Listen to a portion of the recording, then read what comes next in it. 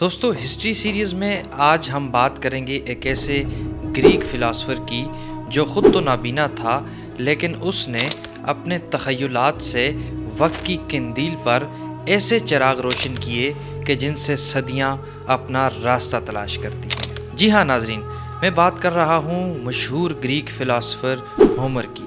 آئیے آج کی اس ویڈیو میں ہم جانتے ہیں کہ ہومر کون تھا اور اس نے کیسے اپنی تخیلات اور اپنی رائٹنگ پاور سے دنیا کو متاثر کیا۔ ناظرین، ہومر ایک گریک فلاسفر تھا جس کا تعلق 8ویں یا 9ویں صدی سے تھا۔ اس حوالے سے کوئی پختہ شواہد تو موجود نہیں، تاہم یہ کہا جاتا ہے کہ ہومر یونانی ادب کا بانی ہے۔ ہومر کے دو شاہکار ایلیڈ اور اوڈیسے دنیا بھر میں مشہور ہیں اور پڑھے جاتے ہیں۔ ایلیڈ ٹرائے کی جنگ کی ایک کہانی ہے جس میں بہادری کی کئی داستانیں سنائی گئی ہیں، اور اس کے ساتھ ساتھ یہ کہانی محبت کی ایک لازوال داستان ہے۔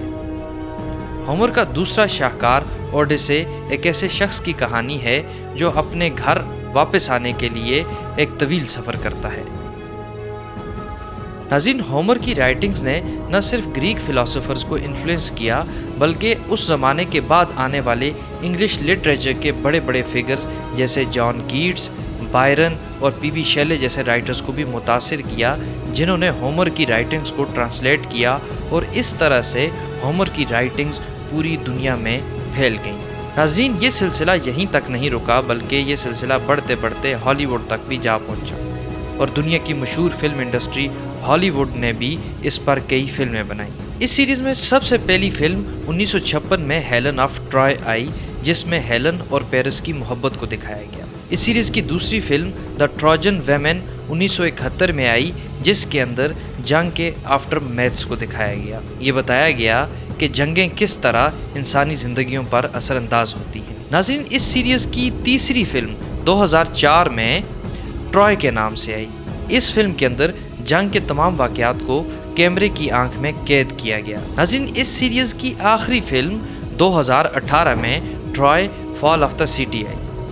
یہ فلم ہیلن اور پیرس کے لو پر مبنی تھی، اور اس فلم کے اندر یہ بھی دکھایا گیا کہ کس طرح سے دیویوں اور دیوتاؤں کے فیصلے جنگوں پر اور انسانی فیصلوں پر اثر انداز ہوتے ہیں۔ ناظرین، ہومر کا دوسرا شاہکار یعنی اوڈیسے ایک مرکزی کردار اوڈیسیز کی سفر کی کہانی ہے۔ ناظرین، یہ سفر 10 سال طویل سفر ہے۔ اس سفر میں ٹوسٹ یہاں آتا ہے کہ ایک طرف مرکزی کردار کو دیویوں اور دیوتاؤں کے قہر کا سامنا کرنا پڑتا ہے، تو دوسری طرف ایک دیوی اس کی بیوی اور اس کے بچوں کو ایک غار میں قید کر لیتے ہیں۔ اس غار کے ارد گرد شہزادے جمع ہو جاتے ہیں، اور مرکزی کردار اوڈیسیز کی بیوی کو پرسویڈ کرنے کی کوشش کرتے ہیں کہ تم ہم سے شادی کر لو۔ وہاں پر وہ ایک انوکھی شرط رکھتی ہے۔ وہ یہ شرط رکھتی ہے کہ میں ایک سویٹر بنوں گی، اور جو ہی یہ سویٹر مکمل ہو گئی تو میں کسی ایک شہزادے سے شادی کر لوں گی۔ اس کہانی میں مزید ٹوسٹ یہ آتا ہے کہ اوڈیسیز کی بیوی صبح کے وقت اس سویٹر کو بنتی ہے اور رات ہوتے ہی اس سویٹر کو ادھیڑ دیتی ہے۔ یوں یہ سویٹر کبھی بھی مکمل نہیں ہوتی، اور اسی دوران اوڈیسیز اپنے 10 سالہ طویل سفر کو مکمل کر کے اس غار کے دہانے تک آ پہنچتا ہے اور اپنی بیوی اور اپنے بچوں سے ملتا ہے۔ ناظرین، اب سوال یہ پیدا ہوتا ہے کہ ہومر کی کہانیاں آج کے زمانے میں کیوں اہم ہیں؟ ان کو پڑھنے کا کیا فائدہ ہے؟ تو اس کا جواب یہ ہے کہ ہومر کی کہانیاں نہ صرف محبت اور جنگ کی داستانیں ہیں بلکہ یہ انسانی جذبات اور انسانی خوابوں کی کہانیاں ہیں۔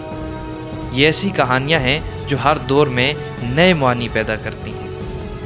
یہی وجہ ہے کہ ہومر کی کہانیاں آج تک وقت کے سینے پر الفاظ کی شکل میں اور لوگوں کے ذہنوں میں زندہ ہیں۔ ناظرین، ہم امید کرتے ہیں کہ آج کی یہ ویڈیو آپ کو پسند آئی ہوگی، اور اگر ویڈیو آپ کو پسند آئی ہو تو ہمارے چینل کو سبسکرائب کیجئے اور اس ویڈیو کو اپنے دوستوں کے ساتھ بھی شیئر کیجئے۔ نئی ویڈیو کے ساتھ جلد ہی ملاقات ہوتی ہے، تب تک اپنے میزبان ثقلین میر کو دیجیے اجازت۔ اللہ حافظ۔